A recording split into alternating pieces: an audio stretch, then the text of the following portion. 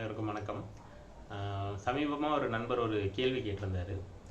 Actually அது வந்து ஒரு காணொளி, ஒரு யூடியூப்லேருந்து எடுத்த ஒரு காணொளியை வந்து அனுப்பியிருந்தார். அது என்ன இருக்குது அப்படின்னா, ஒரு வீட்டில் புதுசாக ஒரு பைக் வாங்கியிருக்காங்க. அதோடைய விலை வந்து 12 லட்சம் ரூபாய். அதை சுற்றி இருக்கிற வீட்டில் இருக்கிற பசங்களை கூப்பிட்டு காமிக்கிறாங்க.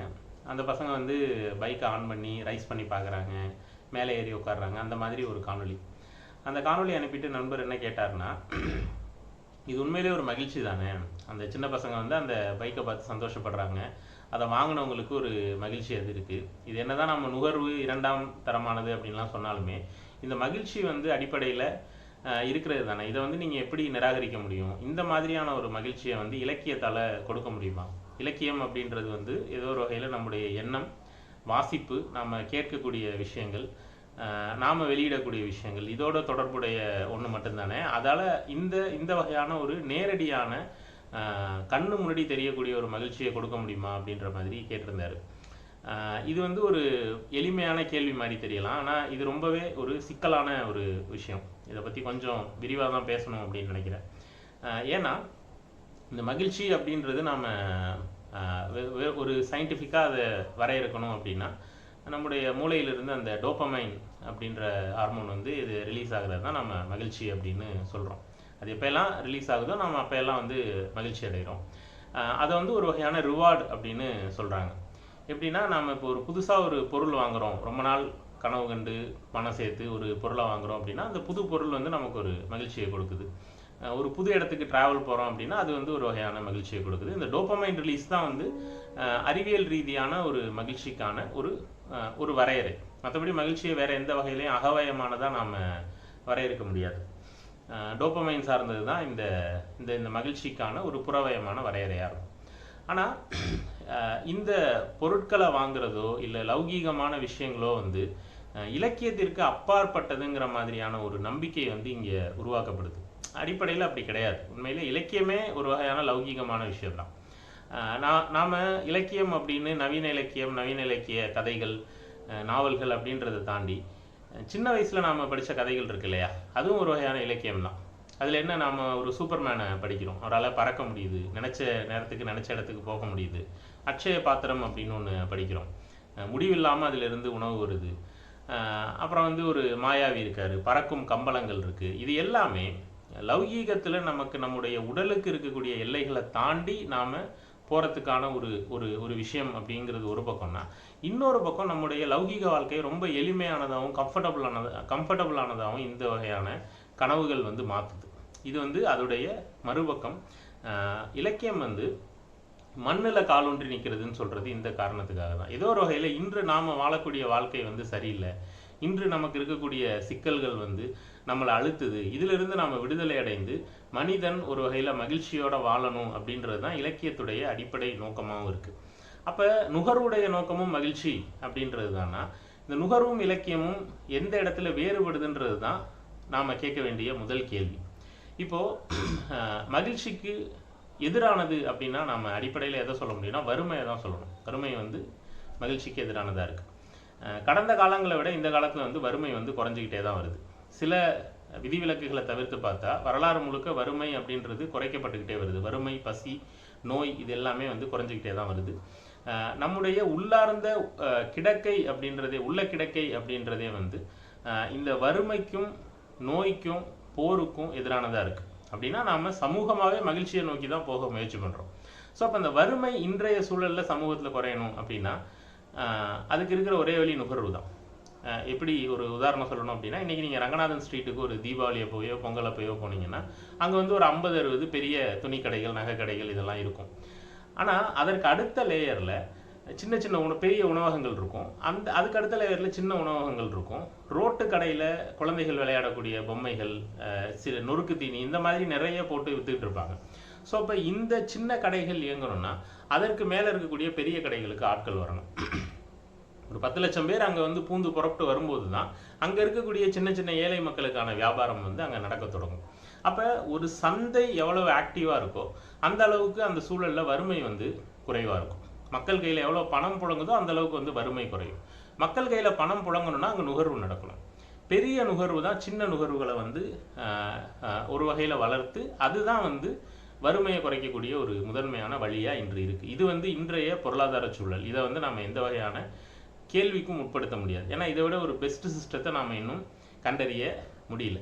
அப்போது நுகர்வு அப்படின்றத இலக்கியத்திற்கோ இல்லை வந்து நம்முடைய அன்றாட வாழ்க்கைக்கோ எதிரானதாக பார்க்க தேவையில்லை. நுகர்வு அப்படின்றது ஒரு அடிப்படையான தேவை. ஆனால் இந்த நுகர்வு எந்த புள்ளியில் ஒரு ஒரு ஈவிலாக மாறுது, இல்லை இந்த நுகர்வு எந்த புள்ளியில் தேவையில்லாததாக மாறுதுன்னா, நுகர்வு ஒரு கட்டத்தில் லக்ஸரியை நோக்கி போகுது. இப்போது நீங்கள் ஒரு தூய்மையான ஒரு அறையில் போய் தங்கணும் அப்படின்னு நினைக்கிறீங்கன்னா, ஒரு சின்ன அறை, சாதாரண ஒரு அறை வந்து ஒரு 2000 ரூபாய்க்கு கிடைக்கலாம். ஆனால் ஒரு நாளைக்கு 20,000 ரூபா, 50,000 ரூபா, 1,00,000 ரூபா வாடகை கொடுக்கக்கூடிய அறைகளும் இருக்குது. ஸோ இந்த 2 அறைகளுக்குமான வேறுபாடு என்ன? லக்ஸரி தான் வேறுபாடு. பொருட்களும் அப்படி தான். 1,00,000 ரூபாயில் ஒரு பைக் வாங்கலாம். ஏன் 15 லட்ச ரூபாயில் ஏன் வாங்குகிறோம்? 80,000 ரூபாய்க்கு ஒரு பைக் வாங்குற இடத்துல ஏன் 8 லட்ச ரூபாய்க்கு பைக்? அது மாதிரி வந்து 10 லட்ச ரூபாயில் கார் இருக்குது. அப்புறம் ஏன் வந்து 8 கோடி ரூபாய்க்கும் ஒரு கார் இருக்குது அப்படின்னா, ஏதோ ஒரு வகையில் மனிதனுடைய லக்ஸரியை இந்த மாதிரியான பெரிய நுகர்வுகள் வந்து பூர்த்தி பண்ணுது அப்படின்னு சொல்லலாம். அவனோட லக்ஸரிக்கான தேவையை வந்து பூர்த்தி பண்ணுது. ஒரு வகையில் அது வந்து கௌரவம் சார்ந்ததாக இருக்குது, இன்னொரு வகையில் லக்ஸரி சார்ந்ததாக இருக்குது.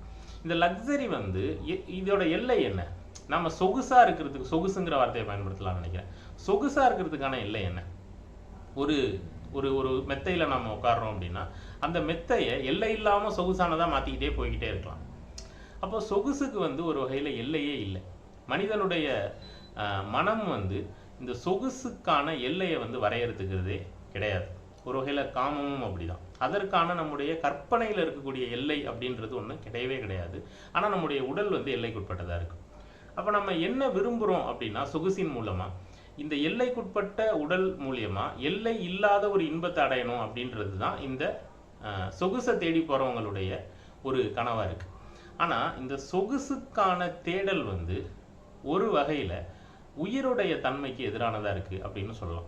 இது கொஞ்சம் சிக்கலான விஷயம்தான். இது எப்படி சொல்லலாம் அப்படின்னா, இப்போ என்னுடைய விருப்பம் வந்து ஒரு பெரிய வீட்டை கட்டுறது தான் என் விருப்பம் அப்படின்னு வச்சுக்கோம். நான் வந்து ஒரு எல்லா வசதிகளும் இருக்கக்கூடிய ஒரு வீட்டுக்கு நான் போகிறேன், அந்த வீட்டை பார்க்குறேன். இன்னும் 10 வருஷத்துக்குள்ளே இப்படி ஒரு வீட்டை நான் கட்டிடணும் அப்படின்னு நினைக்கிறேன்னா, அதற்காக நான் உழைக்க தொடங்குறேன். அதற்காக பணம் சேர்க்க தொடங்குறேன், ராப்பகலாக உழைக்கிறேன், பிஸ்னஸ் பண்ணுறேன், என்னென்னமோ பண்ணுறேன். ஆனால் அதில் 2 நடக்குது. ஒன்று, நான் ரொம்ப வேகமாக செயலூக்கத்தோடு இருந்துகிட்டு இருக்கேன். ஆனால் இன்னொரு பக்கம் என்னுடைய இறுதி எல்லை பார்த்தீங்கன்னா ஒரு செயலின்மை தான். ஒரு வீட்டில் போய் உட்காரணும், அதுதான் என்னுடைய எல்லையாக இருக்குது. அந்த வீட்டில் போய் உட்காரணுங்கிறதுக்காக தான் நான் இவ்வளவையும் பண்ணுறேன். அப்போது நுகர்வு தவறானதாக திரும்பக்கூடிய புள்ளி இதுதான்.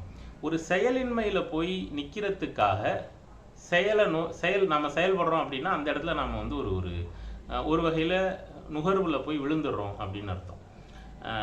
ஒரு புதிய பொருளை வாங்கினா மட்டும்தான் நம்மளால் வந்து மகிழ்ச்சியாக இருக்க முடியுது அப்படின்னா அங்கேயும் ஏதோ ஒரு இடத்துல நம்ம ஒரு தவறான பாதையில் போயிட்டுருக்கோம் அப்படின்னு அர்த்தம்.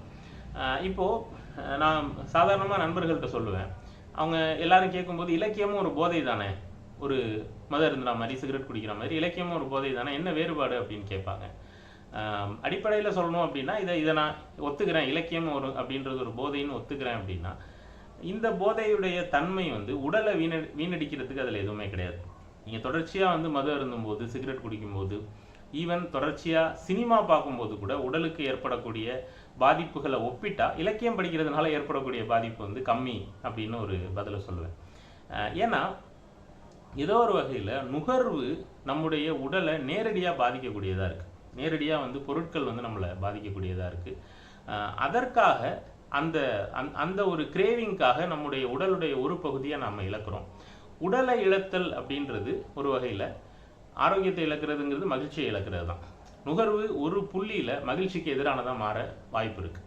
ஆனால் நுகர்வு வந்து சமூகத்தில் இருக்க தான் செய்யணும். நுகர்வை வந்து நான் இவ்வளோ சொன்னதுக்கு காரணம் என்னென்னா, நுகர்வை இலக்கியத்திற்கோ இல்லை லட்சியத்திற்கோ எதிரான ஒன்றாக பார்க்க தேவையில்லை. அது எதிரானதாக திரும்பக்கூடிய ஒரு புள்ளி இருக்குது அப்படின்னா, இப்போ இந்த அமெரிக்கன் டிக்ளரேஷன் ஆஃப் இண்டிபெண்டன்ஸில் இருக்கக்கூடிய பர்சியூட் ஆஃப் ஹாப்பினஸ், அதுதான் நம்முடைய வாழ்க்கையோட குறிக்கோள் அப்படின்னு நம்ம எடுத்துக்கிட்டோம் அப்படின்னா, மகிழ்ச்சி அடைகிறதுக்கான ஒரு சூழல் அப்படின்னு எடுத்துக்கிட்டோம் அப்படின்னா, அதற்கு எதிரானதாக நுகர்வு போகும்போது தான் அது தவறான ஒன்றாக மாறுது. மற்றபடி நுகர்வு வந்து நாம் தவறானதாக எடுத்துக்க தேவையில்லை. இது வந்து ஒரு லேயர்.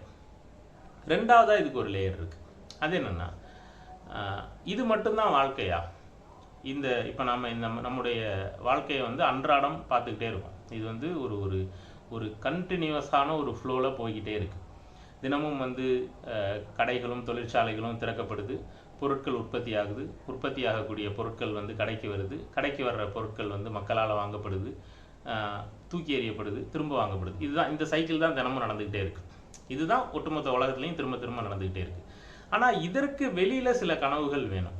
இப்போ இது நம்ம இன்று பார்க்கக்கூடிய அன்றாடம் இருக்கு இல்லையா, இதற்கு நாம் ரொம்ப எளிமையாலாம் வந்து சேர்ந்துடல. ஏகப்பட்ட போர்கள் நடந்திருக்கு, நெகோசியேஷன்ஸ் நடந்திருக்கு, புதிய புதிய கருத்தாக்கங்கள் மோதி இருக்கு. இது எல்லாமே நிகழ்கிற ஒரு தளம் தான் இலக்கியம் இல்லை தத்துவம் அப்படின்னு நம்ம சொல்லலாம். இலக்கிய தளத்திலேயோ இல்லை தத்துவ தளத்திலேயோ அறிவியல்லையோ நடக்கிறது என்னென்னா, இந்த லௌகீகத்தை நாம் ஒரு ஆறு மாதிரி எடுத்துக்கிட்டோம் அப்படின்னா இதற்கான கரை கட்டக்கூடிய வேலைகளை தான் இந்த மற்ற துறைகள் பார்த்துக்கிட்டு இருக்கு. மதிப்பீடுகளை உருவாக்குறது, அறத்தை உருவாக்குறது. நான் ஏற்கனவே சொன்னேன், மனிதனுடைய உடல் வந்து எல்லைக்குட்பட்டதாக இருக்குது. ஆனால் அவனோட கனவுகள் அப்படின்றத விட அவனுடைய கிரேவிங்ஸ் வந்து எல்லையை கடந்து போனதாக இருக்குது. மிகப்பெரிய ஆசைகள் வந்து இந்த சின்ன உடலை வச்சுக்கிட்டு நாம் பட்டுக்கிட்டே இருக்கோம். அப்போ அந்த ஆசைகளோட லிமிட் என்ன? அந்த மகிழ்ச்சின்னு சொல்கிறோம் இல்லையா, அந்த மகிழ்ச்சியை ஷேப் பண்ணி கொடுக்கறது வந்து ஏதோ ஒரு வகையில் இந்த அறிவியல் இலக்கியம் இந்த மாதிரியான துறைகளாக தான் இருக்குது. அப்போ இலக்கிய வாசிப்பின் மூலியமாக ஒருத்த மகிழ்ச்சி அடைய முடியுமானா, இந்த லௌகீகன் அடையக்கூடிய மகிழ்ச்சியை இலக்கியம் கொடுக்காது. ஆனால் இந்த லௌகீகத்தை வெளியிலிருந்து பார்க்கறதுனால, இந்த லௌகீகத்தை அண்டர்ஸ்டாண்ட் பண்ணக்கூடியதுனால வரக்கூடிய ஒரு விஸ்டம் அப்படின்னு அதை சொல்லலாமா, இல்லை விவேகம் அப்படின்னு சொல்லலாம். அந்த விவேகம் அளிக்கக்கூடிய மகிழ்ச்சியை வந்து ஒரு இலக்கிய வாசகன் வந்து நிச்சயமாக உணர்வான். ஏன்னா இந்த ஒரு நீங்கள் வயது குறைந்தவர்கள், ஒரு 30-35 வயதில் இருக்கக்கூடிய ஒரு இலக்கிய வாசகனே ஏதோ ஒரு வகையில் இந்த லௌகீக வாழ்க்கையிலேருந்து ஒரு புள்ளி விலகி நின்று இதை பார்க்க தொடங்குறான். அவனும் அந்த லௌகீகத்தில் தான் இருந்தாலுமே அதை ஒரு புள்ளி விலகி நின்று பார்க்க தொடங்குறான். அப்போது அவனுக்கு இந்த மகிழ்ச்சியோட டோட்டல் ப்ராசஸும் தெரிஞ்சிடும். அதாவது நாம் ஒரு அறையில் எங்கே திருப்பம் இருக்குது, எங்கே வந்து வளைவு இருக்குது அப்படின்லாம் தேடிட்டு இருக்கிறத விட அந்த மொத்த வீட்டோட ப்ளூ பிரிண்ட்டும் நம்ம கையில் இருக்குன்னு வச்சுக்கலாம். அப்போ அந்த மாதிரியான ஒரு வாழ்க்கை பற்றி ஒரு ப்ளூ பிரிண்ட்டை கொடுக்கக்கூடியதாக இலக்கியம் இருக்கும். அதனால் இலக்கியம் உருவாக்கக்கூடிய மகிழ்ச்சி அப்படின்றது லௌகீகம் உருவாக்கக்கூடிய மகிழ்ச்சி போன்ற ஒன்று அல்ல, அதை விட வேறான ஒன்று. அதை மகிழ்ச்சின்னே தெரியாமல் அதுக்குள்ளே இருக்கிற நிறைய இலக்கிய வாசகர்களை எனக்கு தெரியும். அப்படியானவர்களுக்கு வந்து ஏதோ ஒரு வகையில் முதுமை அப்படின்றதே வர்றதில்லை. இப்போ நீங்கள் அரசாங்க ஊழியர்களாக இருக்கும்போது பார்த்தீங்க அப்படின்னா, அரசாங்க ஊழியர்கள் மானசீகமாக 30 வயசுலேயே முதுமை அடைஞ்சிருவாங்க. இப்போ அவங்களுடைய அடுத்த 30 வருட பிளானே என்னவாக இருக்குன்னா, 45 வயசில் வீடு வாங்கணும், 60 வயசில் ரிட்டையர் ஆன பிறகு ஓய்வு எடுக்கணும் அப்படின்னு இப்போ அப்படி தான் இருப்பாங்க. இப்போ எங்கள் ஆஃபீஸுக்கு வரக்கூடிய நிறைய பென்ஷனர்ஸ் வந்து முதுமை அப்படின்றது ஏதோ ஒரு வகையில் ஒரு நம்முடைய வாழ்க்கைக்கான அர்த்தம் என்ன, இல்லை ஏதோ ஒரு வகையில் நாம் என்னவா வாழ்ந்துக்கிட்டு இருக்கோம் அப்படின்றத தேடி போகக்கூடிய ஒரு காலம். ஆனால் 80 வயசுலேயும் ஏதோ ஒரு வகையில் மெட்டீரியல் லைஃபோட தங்களை பிணைச்சிக்கிட்டு வேதனைப்படக்கூடிய, அந்த வேதனையை சந்தோஷம்னு நினச்சிட்டு இருக்கக்கூடிய பலரை வந்து நான் தினம் தினம் பார்த்துக்கிட்டே இருக்கேன். இந்த மாதிரி வாழ்க்கையை ஒரு சிக்கலானதாக துன்பம் மிக்கதாக மாற்றிக்கிறதுலேருந்து நாம் ஒரு முதுமையில் வெளியில் போகிறதுக்கும் ஏதோ ஒரு வகையில் இலக்கியம் வந்து அவசியமானதாக இருக்கும். அப்போ இலக்கியம் அளிக்கக்கூடிய மகிழ்ச்சி அப்படின்றது அந்த ஒரு கணத்தோட டோப்பமைன் ரிலீஸ் சார்ந்த ஒன்று கிடையாது. அது முழுமையான வாழ்க்கை சார்ந்த பார்வையை அடைகிறதுனால உருவாகக்கூடிய மகிழ்ச்சி. அத்தகைய மகிழ்ச்சியை நோக்கி போகிறது தான் ஒரு மனிதனா, ஒரு உயிரானமுடைய ஒரு அடிப்படை தேவை அப்படின்னு நான் நினைக்கிறேன். நன்றி.